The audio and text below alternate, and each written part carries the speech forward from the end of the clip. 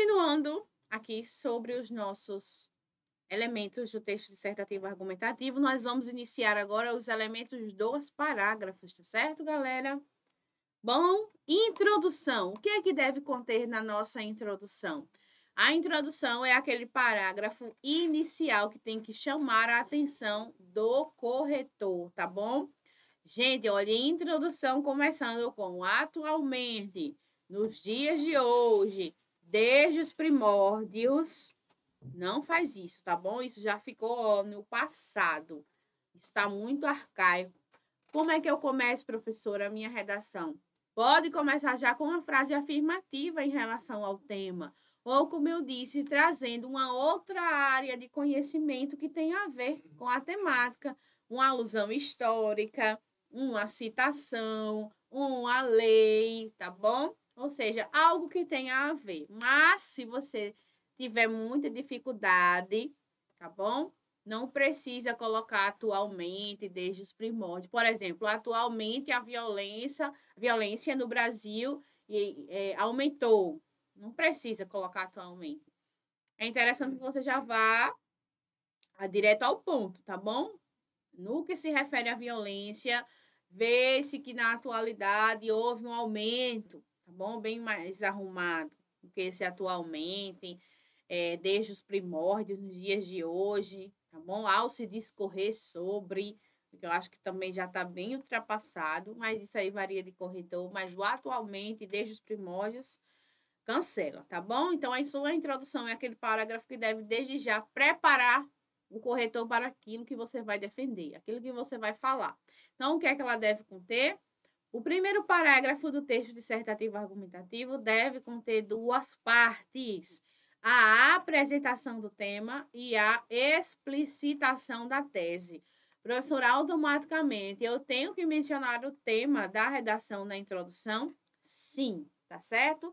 Você pode tanto mencionar do jeito que já está na sua prova, ou também você pode utilizar a paráfrase, que é falar a mesma coisa, só que com outros termos, tá certo? Ou seja, com outros sinônimos. Mas é interessante que já na introdução o tema da sua prova esteja mencionado e também a sua opinião. Explicitação da tese é a sua opinião, aquilo que você vai falar durante todo o resto do texto, tá bom? Até coloquei aqui embaixo. Tese é o mesmo que ponto de vista, ou seja, uma opinião do autor do texto acerca do tema proposto, ok? Então, inicialmente, tenta já deixar esse parágrafo de introdução bem arrumado, bem explicitado, certo? Para que o corretor entenda duas coisas. Uma, você mencionou o tema, você entendeu o assunto. Dois, você deixou lá qual é o ponto de vista que você vai defender, tá certo? Então, isso são duas coisas muito importantes aí para você inicialmente, tá certo? Vamos avançar.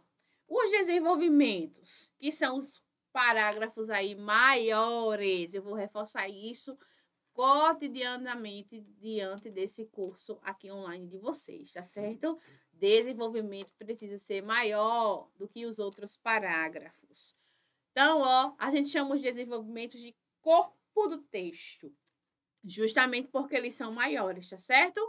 Os desenvolvimentos são reservados para destrinchar as teses. O que é isso? Destrinchar, exemplificar, detalhar mais.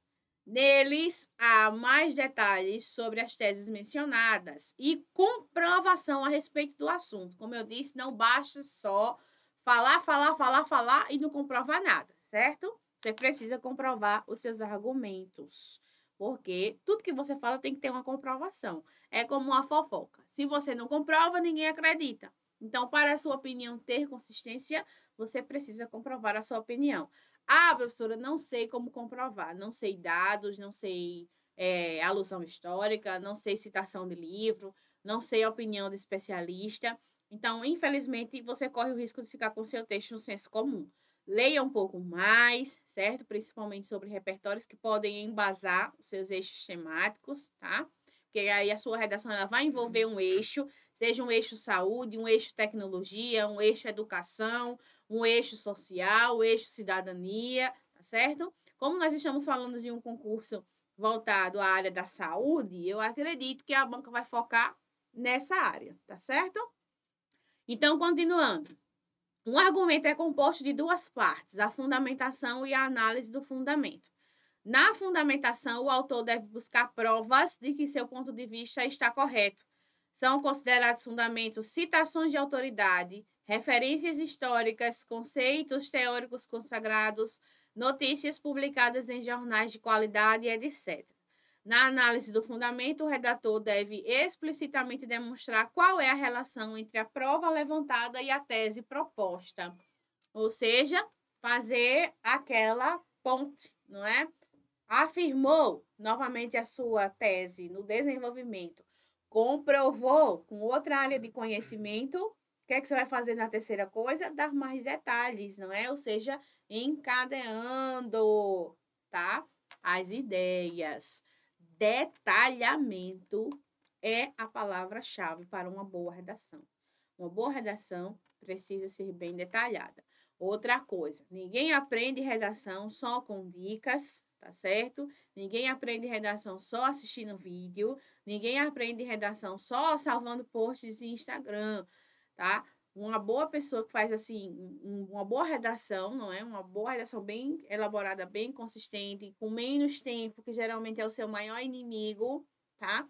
Ela pratica. Redação é como dirigir um carro e pilotar uma moto. Você precisa praticar. E além de praticar, você precisa ter um corretor experiente, certo? Para corrigir a sua redação e dizer onde é que você está errando. Então, você que tiver a oportunidade, tá certo? Nessa reta final, nós temos aí menos de um mês, infelizmente, mas se tiver a oportunidade de ter uma ou outra sua redação corrigida por um professor experiente em concurso público e com a banca IBFC, eu aconselho você fazer, tá certo? Não basta só a teoria, a prática também conta muito, ok? Vamos avançar. Conclusão. Conclusão, que é o último parágrafo do texto dissertativo argumentativo, ela pode ser feita de duas maneiras, tá certo? Que duas maneiras são essas? Em forma de síntese ou com proposta de solução. O que é a síntese? É você resumir, você retomar as ideias, ou seja, reforçar novamente aquilo que você já falou, tá certo? No caso da síntese, o autor ele deve resumir os argumentos e repetir a sua tese, concluindo o raciocínio construído desde a introdução. Você pode repetir aquilo que você já falou, né? Ou seja, dar aquela reforçada no final do parágrafo, tá certo? No caso da conclusão com proposta de solução, é preciso que o redator apresente soluções práticas acerca dos problemas levantados do texto. Novamente, eu vou frisar que, principalmente o concurseiro que já está acostumado com o Enem, gosta daquela conclusão bem detalhada, né?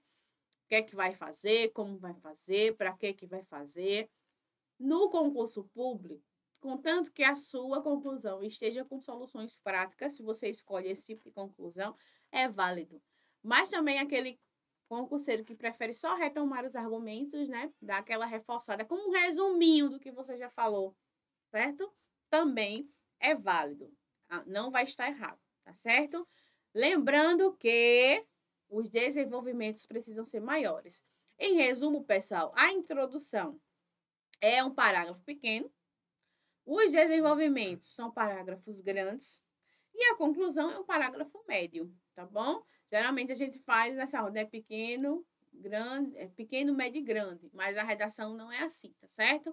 Introdução, parágrafo menor, desenvolvimento, parágrafo maior, conclusão, um parágrafo médio.